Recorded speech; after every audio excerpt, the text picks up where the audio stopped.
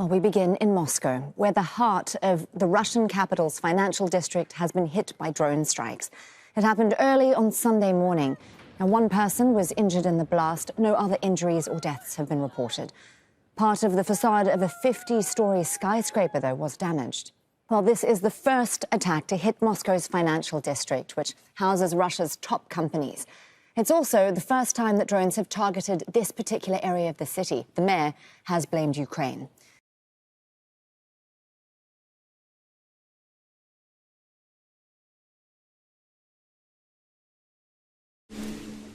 Polish authorities say that Russian mercenaries based in Belarus are coming very close to the border with Poland, raising fears they may be attempting to sow chaos in the country. Hundreds of soldiers from the Wagner Group fled to Belarus from Russia after a failed coup last month. Belarusian state television recently showed Wagner fighters sharing their combat experience with Belarusian troops. But there are also serious concerns about hundreds of armed men, many of whom are former convicts, roaming the country.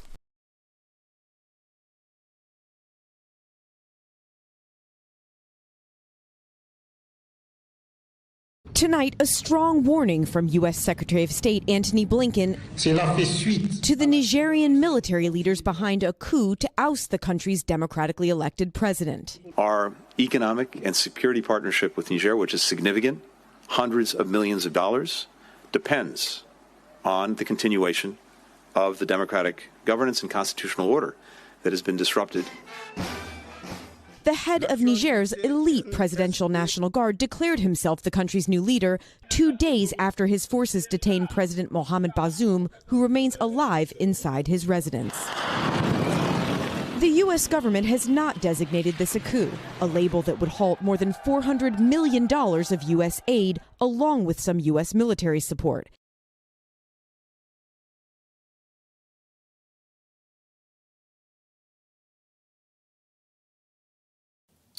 The United States has announced a $345 million in aid package for Taiwan.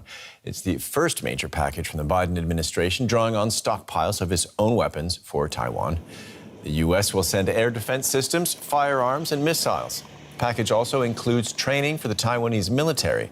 Taipei says the U.S. aid will be an important step in its defenses against China.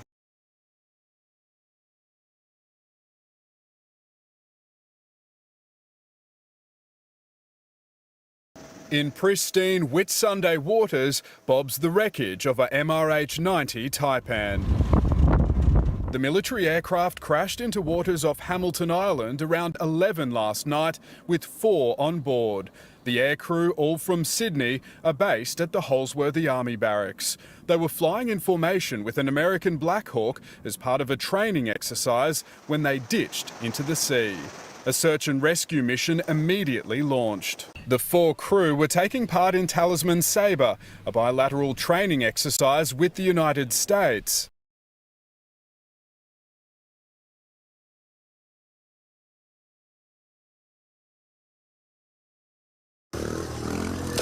A humanitarian crisis worsening in Haiti, violent gangs overpowering police and now pushing out Americans.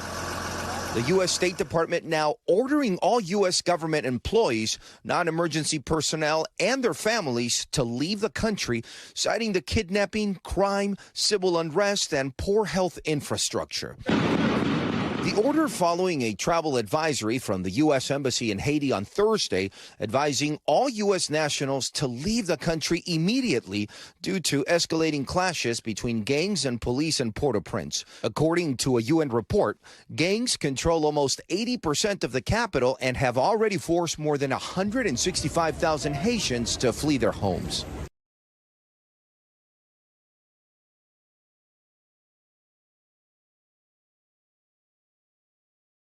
The resentment in Bangladesh against the Sheikh Hasina regime is growing every day.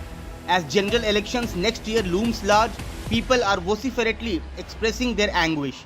Yesterday, supporters of the Bangladesh Nationalist Party set fire to buses and hurled petrol bombs as they demanded that Prime Minister Sheikh Hasina steps down and that the upcoming elections that are expected early next year be held under a neutral caretaker government.